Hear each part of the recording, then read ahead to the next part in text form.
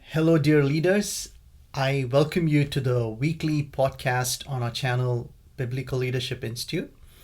The past week, as I was browsing through the internet, I stumbled upon an interesting article published on Huffington Post titled "Why I Left My Christian Faith," written by someone who claimed to have been a hardcore Christian once and now decided to leave their faith due to reasons quoted in the article. I was curious to know the reasonings and in the process began exploring similar experiences from others to see what is causing this trend of people leaving their faith.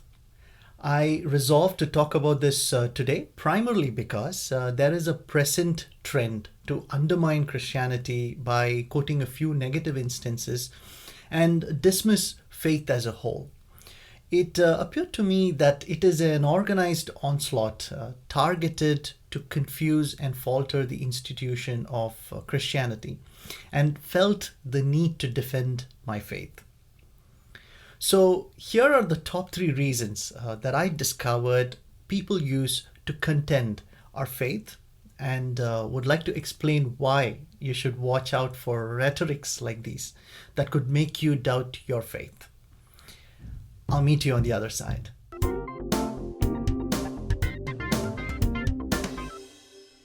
The first one is Christians are bad. It's usually conveyed like, I know some Christians who are bad people, so the Christian faith is defective. Well, what can I say? Jesus said the same thing about the religious people back in his days. Remember how he constantly chastised and rebuked the Pharisees, Sadducees, and the teachers of the law? In Matthew 23, 2-3, Jesus says, "The teachers of the law and the Pharisees sit in Moses' seat. So you must be careful to do everything they tell you, but do not do what they do, for they do not practice what they preach." Jesus was advising the people specifically to not base their faith on what the religious leaders do, but to only follow what they teach. This is because their teaching is based on the Word of God, but not their lifestyle. You would be gearing up for a world of disappointment if you keep them as your source of faith. If you had watched my video podcast a few weeks ago on "Are You a Modern Day Pharisee?", I had talked about how many Christians, even today, have the Pharisaical DNA and disregard how Jesus transformed religion into faith. In the summary, I had quoted that religion dictates, but faith discerns, which means people who follow a religion would blindly do whatever it tells without any reasoning. Whereas those that have the right faith in God would use common sense to discern and understand the holistic meaning of God's perspective on religion. There is a huge difference in the way they perceive. I will drop a link to that video in the description, and I sincerely urge you to watch it after you finish this one. So it is true that many Christians do not have the best understanding of the faith that Jesus professed and instead follow religious traditions, and their zeal sometimes makes them appear weird. I agree. It is unfortunate, but true. In 1 Corinthians 2, 2-5, Paul humbly encourages the church in Corinth to not rest on human wisdom. Hear this: "For I resolved to know nothing while I was with you except Jesus Christ and Him crucified. I came to you in weakness with great fear and trembling. My message and my preaching were not with wise and persuasive words, but with the demonstration of the Spirit's power, so that your faith might not rest on human wisdom, but on the power of God." The Bible repeatedly implores us to not hastily believe the messenger, but the message and its source. In Revelation 19, when the angel of God was conveying a message from God to John of Patmos, he did what every human would be forced to react with. It says in Revelation 19:10, at this I fell at the angel's feet to worship him, but he said to me, "Don't do that. I am a fellow servant with you and with your brothers and sisters who hold the testimony of Jesus. Worship God, for it is a spirit of prophecy who bears testimony to Jesus." It is a psychological weakness for us to idolize humans and eventually get depressed when our idols fail. Shouldn't we be looking at God who never fails instead? It takes a lot of maturity to contemplate that Christians are humans and they are not immune to the guiles of the world. It is certainly not wise to expect humans to be like God. 2 Corinthians 12:9 to 10. But he said to me, "My grace is sufficient for you, for my power is made perfect in weakness. Therefore, I will boast all the more gladly about my weakness, so that Christ's power may rest on me. That is why, for Christ's sake, I delight in weakness, in insults, in hardships, in persecutions, in difficulties. For when I am weak, then I am strong." So let's take a look at the bright side. Is every Christian brother or sister we know really bad? That is definitely not true. Imagine the love and care we all enjoy because of our fellowship. There is a sense of familyhood in our hearts, and everyone's genuinely burdened for each other. We can always count on the church to stand by us in good times and bad as well. I feel it's wrong to categorize the entire institution as bad based on a few wrongs. It's unfair, isn't it? So, if you are someone who's discouraged or disappointed by the mishaps within the Christian fraternity because of a few people who perpetuate it, I would encourage you to look at Christ, who is the author and finisher of our faith, and base your trust on him than on people. This will keep you from being influenced by this immature, irrational rhetoric that is sporadic in our present culture, that Christians are bad and so faith in God is meaningless. This statement does not hold any logic at all.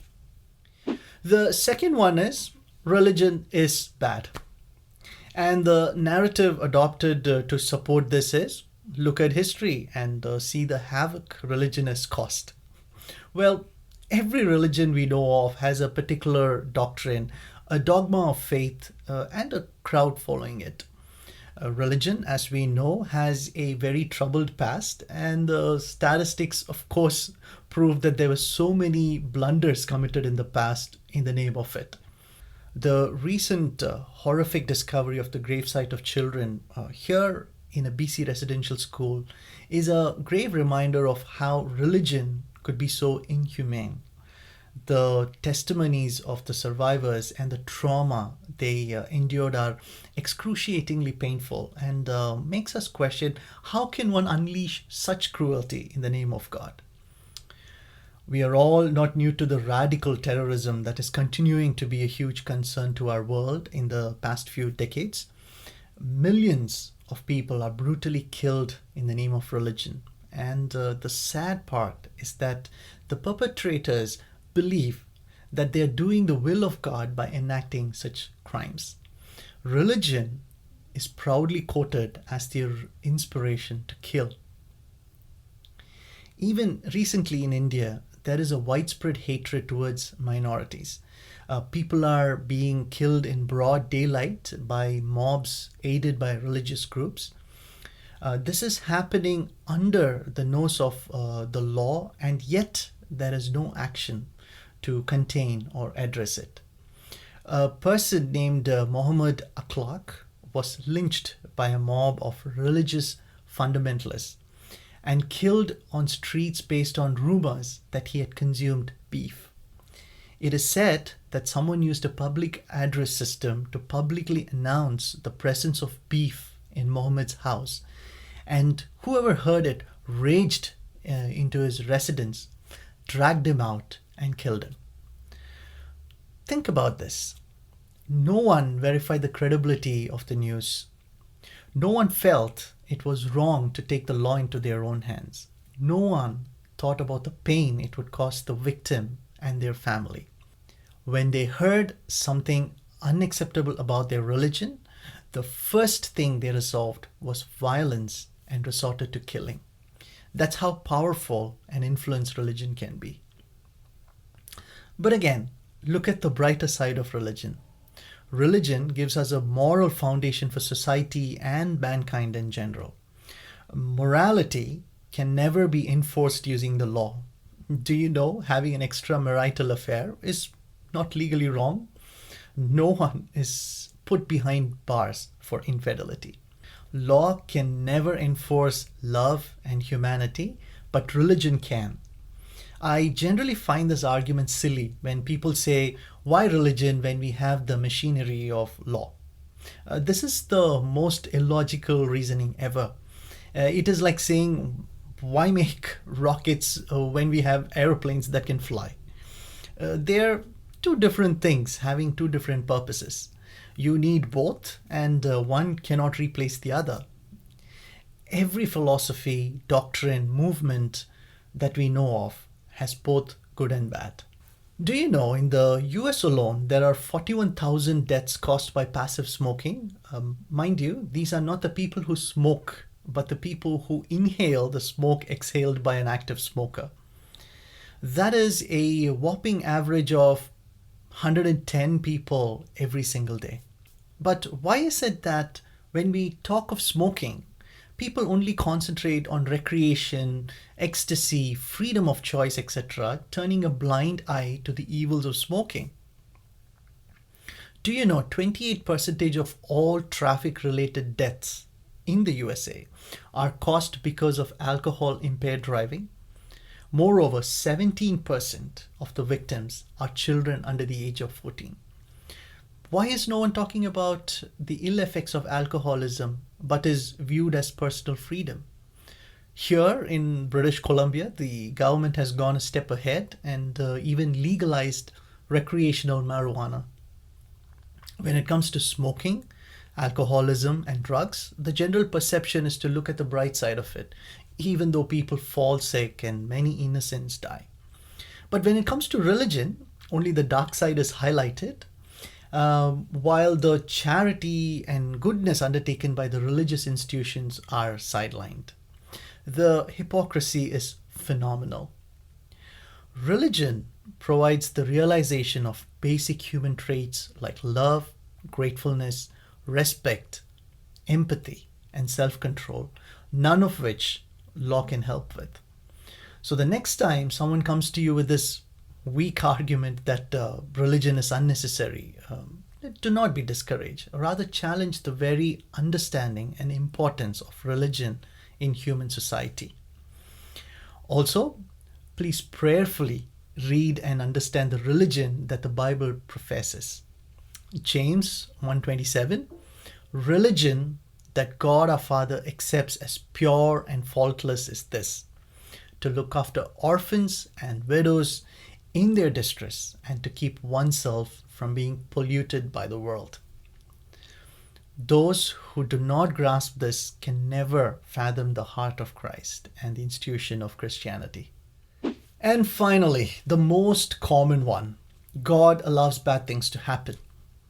This is probably the most frequent narrative thrown at believers. Those who are weak and wavering generally falter when they hear this because they easily fall for this inaccurate doctrine of God. There are kids in Africa who die of hunger. Where is God? What was God doing when a loved one was dying of cancer? Why did God not stop the pandemic from happening? These are questions constantly hurled at people of faith in an effort to render them speechless. There is a common belief that this is a trick question that would stump believers and in a way yield victory over an argument because there is no convincing answer. Personally, I don't believe these are valid questions at all. God never promised tranquility and a cakewalk of life in the first place. Indeed, Jesus warned against it. John 16:33, in the world you will have trouble, but take heart, I have overcome the world. Imagine a drunk driver crashing into a tree, injuring the passengers in the vehicle. Who will you blame? The irresponsible driver or the inventor of the vehicle? If I say the inventor of the vehicle, because if he hadn't come up with this invention, the accident would not have happened at all. Do you think it's a sound argument to make? Would you not question my IQ in the first place? Here's a secret to why people come up with such bizarre arguments to disprove God. Humans suffer from a natural distaste for rules and regulations.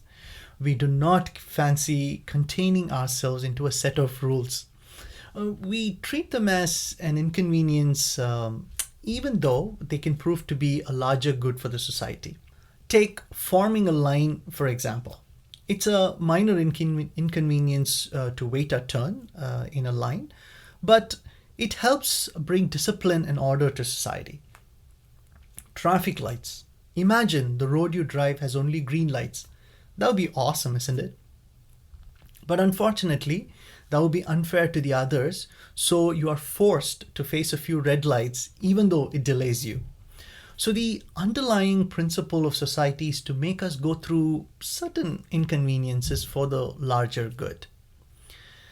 Now, religion plays a vital role in instituting these disciplines in our personal lives, which humans consider as an inconvenience, and always try to break open from this and embrace what they define as freedom, which is to do whatever they think they can.